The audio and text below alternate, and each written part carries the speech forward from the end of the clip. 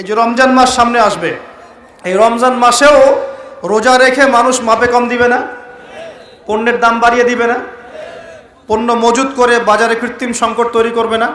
কিছু অসাধু ব্যবসায়ী তৈরি হবে রমজান মাস, তারা অপেক্ষায় বসে আছে কখন রমজান আসবে দাম বাড়িয়ে দিব, অপেক্ষা করে বসে আছে। আর আমি বিগত 2টা লেকচারে বলেছি, কেউ কেউ বলতে পারে ভবিষ্যৎবাণী করছে, কিন্তু যারা বাস্তবতা বোঝে তারা বুঝবে এটা বাস্তব, ভবিষ্যৎ না, এটা বর্তমান। বর্তমানটা কি? আসন্ন রমজানে জিনিসপত্রের দাম দ্বিগুণ হয়ে যাবে, আরও বেশি হতে পারে। আসন্ন রমজানে জিনিসপত্রের দাম অনেক বেড়ে যাবে। কি করবেন এখন? আপনি না হয় সামর্থ্যবান কিছু খেয়ে পরে বাঁচতে পারবেন, যার সামর্থ্য নাই সে কি করবে? কিভাবে আমরা চলবো তাহলে? সমাধান, আপনার যদি 5টা খেজুরে ইফতার করা হয়ে যায়, 10টা খেজুর খাওয়ার দরকার নাই, 5টা খেজুর দান করে দিবেন। পারা যাবে ইনশাল্লাহ? যদি আপনার একটা কাপড়, একটা ড্রেসে ঈদের পোশাক হয়ে যায়, আরেকটা কেনার দরকার নাই, ওইটা অন্য কাউকে দান করে দিবেন ইনশাল্লাহ। পারা যাবে? বাংলার মাটিতে প্রতি 5 জন মানুষের মধ্যে একজন হচ্ছে দারিদ্র্য সীমার নিচে বাস করে।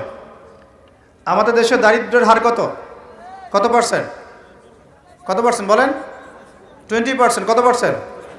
এই করোনার সময় এটা অনেক বেশি ছিল, আস্তে আস্তে আলহামদুলিল্লাহ কমতে কমতে এখন 20 আসছে। 20 মানে হচ্ছে প্রতি 5 জনে একজন স্বাভাবিক খাবার খেতে পারে না, প্রতি 5 জনে একজন 3 বেলা ভালো করে খেতে পারে না।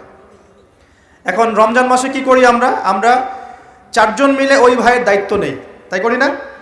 আমরা 4 জন মিলে ওই ভাইয়ের দায়িত্ব নেই, তার খাবার, তার ইফতার, তার সাহারি, তার পরিবারের দেখাশোনা, তার পোশাক আশাকের আমরা দায়িত্ব নেই না? আমরা জাকাতগুলো দেই না? আমরা ওসর, সাদাকাতুল ফিতর এগুলো দেই না?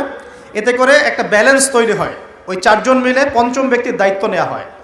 কিন্তু এই কাজটা আমরা শুধু রমজানেই করি, রমজানের বাইরে করি না।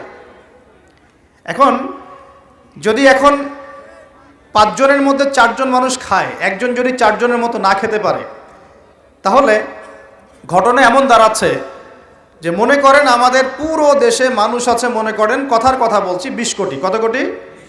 ধরে নেন যে 20 কোটি মানুষ আছে, তাহলে আপনার 15 কোটি মানুষ দারিদ্র সীমার উপরে আছে, 5 কোটি নিচে আছে। 5 কোটি সংখ্যাটা কি কম না বেশি? আচ্ছা, 15 কোটি মানুষ যে খাবার আমরা খাচ্ছি, এই খাবারের সাথে যদি আরও 5 কোটি মানুষকে আমরা খাওয়াতে চাই রমজান মাসে, তাহলে বাজারে যে খাদ্যদ্রব্য আছে এর উপরে চাহিদা বাড়বে না? বাড়বে না? বুঝতে পারছেন না? চাহিদা যখন বেড়ে